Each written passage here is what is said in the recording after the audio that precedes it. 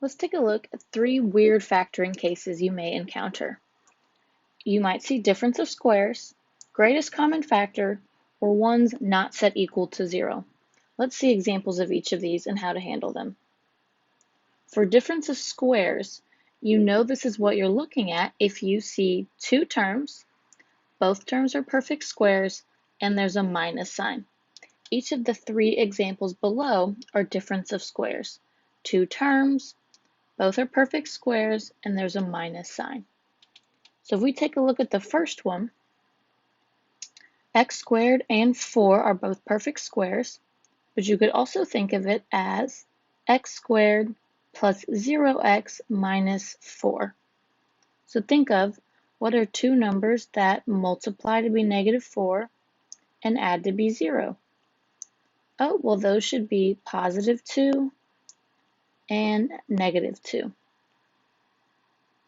What we basically did was take the square root of the first term, the square root of the second term, and then separate those results with different signs. So let's try that again. With example 2, I'm going to take the square root of the first term,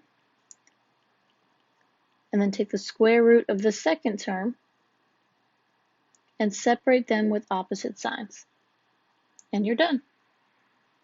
Let's look at the third one. We can do the same thing. Take the square root of the first term. In this case, it's 2x.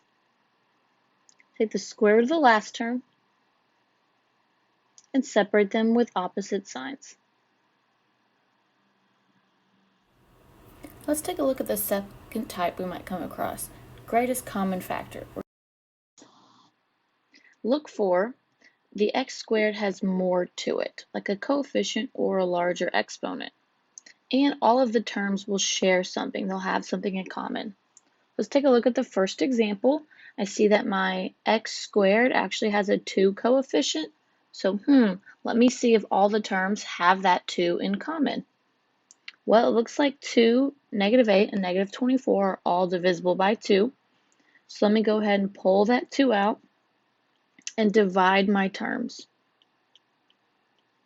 I'm able to divide them all by 2 because I factored out that 2. Now I can factor this trinomial like normal. I need 2 numbers that multiply to be negative 12 and add to be negative 4. So that's negative 6 and positive 2. Boom, done. Now let's look at this x cubed. Whoa, it's got a larger exponent, an x to the third. So let's see if all my terms maybe have an extra x. It looks like they do. So let me go ahead and factor that out. X squared plus 9x plus 14. Now I can factor this trinomial like normal. I need 2 numbers that multiply to be 14 and add to be 9. Positive 2 and positive 7. Done. Here, my x squared has a 2. Let's see if all my terms are divisible by that. Looks like they are, so I'm going to factor it out. Here's a difference of perfect squares problem. So this one's pretty easy to factor. Square root of the first term, square root of the second term, opposite signs. Done. Here's our third case, where our trinomial is not set equal to 0. You know this is the case you have if you see an equal sign with terms on the other side. So here it's not set equal to 0. So let me set it equal to 0 using inverse operation. Make sure you stack your like terms underneath each other. So now I can bring everything else down.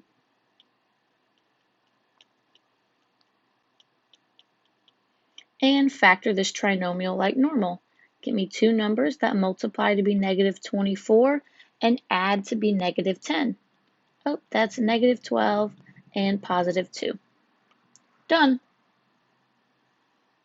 Over here we have the same thing, except now there's 2 terms. Easy, still use your opposite operations and stack your like terms underneath each other. These will cancel out and equal 0. Bring down your x squared. 11x minus 2x is 9x. 9 plus 5 is 14. Now we can factor like normal. Get me two numbers that multiply to be 14 and add to be 9. That's positive 2 and positive 7. Done. Let's summarize the three cases we saw today. Difference of squares, you're looking for two terms, both terms are perfect squares, and there's a minus sign. Greatest common factor, look for the x squared has more to it, and all the terms have to share something. The last one, not equal to 0, look for an equal sign with terms on the other side.